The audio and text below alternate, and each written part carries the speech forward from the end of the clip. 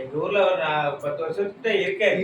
கும்பிடுவோம், வைப்போம், எல்லாம் போவோம். இவங்க அவர் ஆசிரமம் மாரி கட்டி உள்ள வச்சு பூஜை பண்ணி, இதே சிலைய வச்சு பூஜை பண்ணுறாங்க. ஒரு படமும் வச்சிருக்காங்க. கூட மாட இருந்து பணிவிடைகள்லாம் எல்லாம் செய்வோம். எல்லா வேலையும் பார்ப்போம். ஆனா ரொம்பலாம் பூஜை பண்ணா கும்பிட போவோம்னு நாமம் சொல்லியோ, இல்ல உட்கார்ந்து பாட்டு பாடியோ எதுவுமே எங்களுக்கு தெரியாது. ஒரு வேலைகள் பார்ப்போம் வச்சு இப்ப அது என்ன உழவார பணிம்பாங்கல்ல, அந்த மாரி வேலைகள்லாம் நாங்க செய்வோம். இப்ப டீப்பா உள்ள போகல. அதுக்கப்புறம் அப்படியே கேப் விழுந்து அப்படியே போயிட்டே இருந்தது. திடீர்னு சாமியோட அற்புதங்கள பூரா எங்ககிட்ட உட்காந்து வீட்ல தான் உட்காந்து பேசிக்கிட்டே இருப்போம். பேச, பேச எனக்கு வந்து அதுல ஈர்ப்பு கொஞ்சம் அதிகமாச்சு. சாமிய நம்ம தான் புரியாம விட்டுட்டோமோ! அப்படின்னு சொல்லிட்டு, அதுக்கப்புறம் அவர ரொம்ப உள்நோக்கம் பார்க்க ஆரம்பிச்சுட்டேன். பார்க்க ஆரம்பிக்கும்போது, அவர் நம்மள நோக்க ஆரம்பிச்சுட்டாரு. நம்ம வீட்ல நெறைய பட்டம் வர ஆரம்பிச்சது, பார்க்க ஆரம்பிச்சோம். பட்டாம்பூச்சி உங்களுக்கு நிறைய வருது.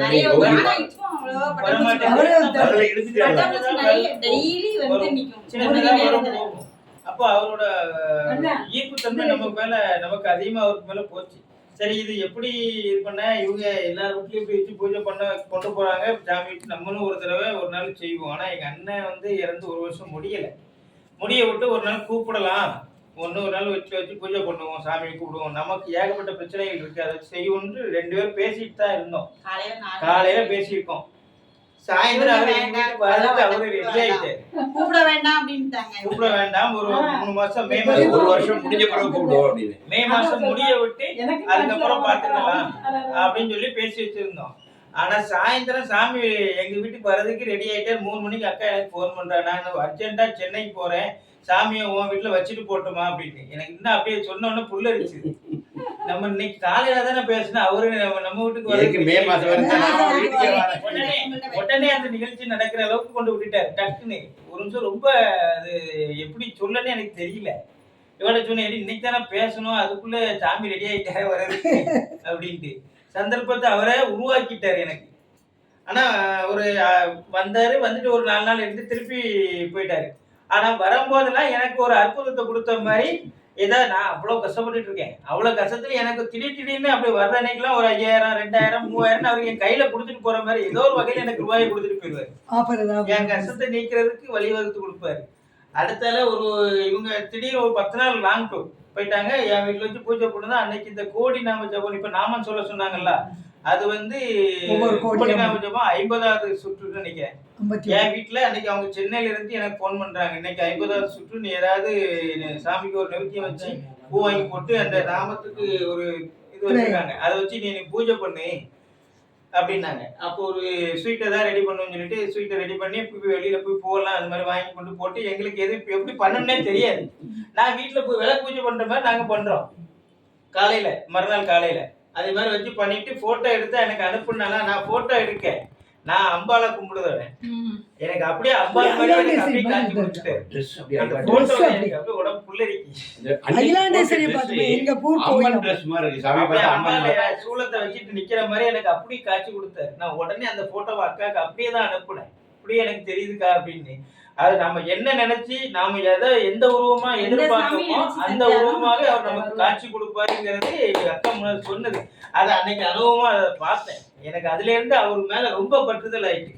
அதனால எங்க விட்டாலும் போயிருவேன். ஆனா எனக்கு வந்து தொழில் இல்லாத அன்னைக்கு தான் அவர் என்னை கூப்பிடுதார். முதல்ல தொழில் இருக்கிற அன்னைக்கு அவர் என்னை கூப்பிடல. அப்படி நாமத்தை சொல்லிக்கோ, தொழில் இல்லாத அன்னைக்கு எனக்கு பஜனைக்கு வா, குருவாசல் முற்றுவதில் எங்கெல்லாம் கூப்பிட்டாலும் அங்கெல்லாம் நீ கூட போயிட்டே இரு அப்படின்னு எனக்கு அவரு ஆணை போட்ட மாதிரி பத்திருக்காரு. நானும் அது மாதிரி போய்கிட்டே இருக்கேன். இது வந்து எனக்கு வந்து வித்தியாசமான அனுபவம். பல வருஷமா இருக்காங்க. பஜனை பாடுவோம், அன்னைக்கு வந்துருவோம். அவங்க விழாலாம் நடத்துவாங்க சாமிக்கு. அப்ப கூட மாட எல்லா ஹெல்ப்பும் பண்ணுவாங்க.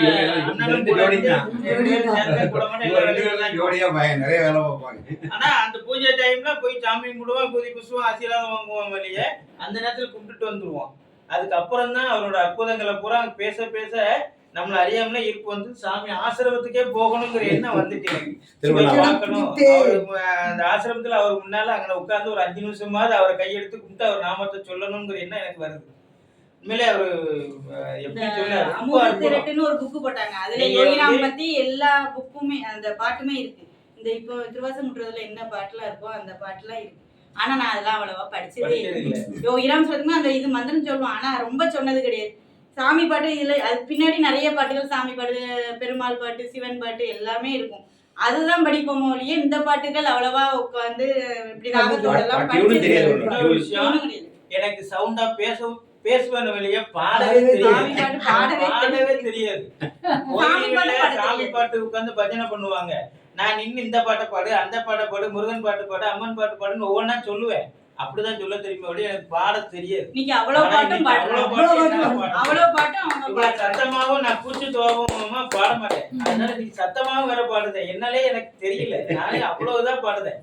இல்ல அதெல்லாம் வந்து எனக்கு விளக்கு ஒரு முன்னாடி தெரிஞ்சது உட்கார்ந்து பாட்டே அற்புதம். படிக்க மாட்டாங்க.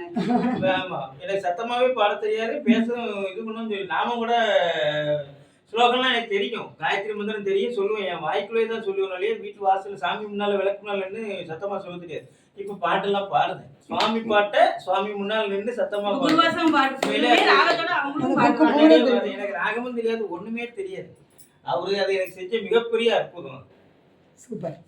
ஆனா இந்த நாமத்தை வந்து நீங்க தயவு செய்து இந்த யோகிராம் சுரத்குமார், யோகிராம் சுரத்குமார், யோகிராம் சுரத்குமார் ஜெயகுராயங்கிற நாமத்தை நீங்க கண்டிப்பா டெய்லி ஒரு 108 தடவை சொல்லுங்க. அவரை கையெடுத்து கொடுங்க, அவர் உங்களை தேடி வருவாரு. உங்க பிரச்சனைகளை அழகா தீர்த்து வைப்பார். அது ஆனா நல்ல உண்மையிலே உறுதி. அற்புதங்கள் நல்ல செய்தார்.